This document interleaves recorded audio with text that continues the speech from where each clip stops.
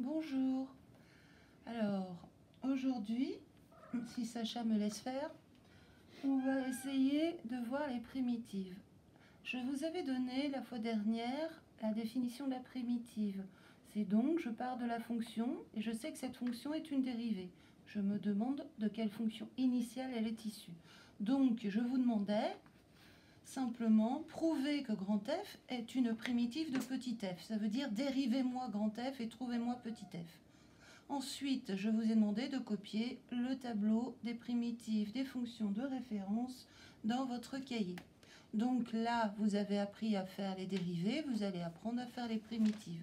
Au lieu de vous laisser prendre du temps et chercher à chaque fois, je vous ai donné le tableau des fonctions de référence.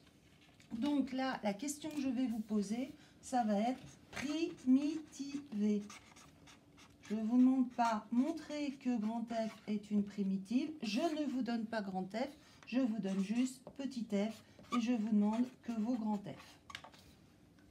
Bien, nous avons vu que vous aviez donc des fonctions de référence, vous les reconnaissez, elles sont dans le sens inverse. Alors, la chose qu'il va falloir connaître, c'est x puissance n, le petit monôme de base. Ce petit monôme de base va se primitiver en... Je vous ai dit que quand on avait dérivé, on avait perdu 1 degré de puissance. Ici, on va donc avoir une puissance qui a augmenté de 1 degré. Mais je vous rappelle que quand je dérive x puissance n, la puissance n vient devant. On va donc avoir un coefficient qui s'applique. Et donc x puissance n se primitive en x puissance n plus 1, je suis monté d'un cran, divisé par n plus 1 que j'avais mis précédemment devant. Donc très facilement, x2 va se primitiver en x3 sur 3. Je suis monté d'un cran, je divise. x7 se primitive en x7 plus 1, ça fait 8, divisé par 8. Pour le reste, 1 sur x moins 1 sur x2, vous regardez.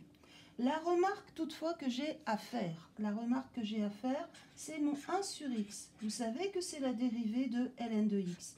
Mais vous savez aussi que lorsqu'on utilise le ln, la quantité qui est portée sous le ln doit être strictement positive. Je vous engage donc, et vous voyez que je l'ai mis, à mettre valeur absolue de x. Ou alors vous devrez systématiquement indiquer sur quel domaine vous allez primitiver. Donc le plus simple est d'apprendre dès à présent de mettre avec valeur absolue de x. Les propriétés que vous connaissez sur les dérivées s'appliquent également sur les primitives. Si je vous demande de primitiver 3x puissance 1, vous voyez que vous avez un coefficient.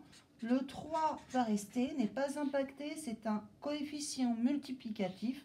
Seule l'expression qui est en x va se primitiver. Je monte d'un cran, je divise.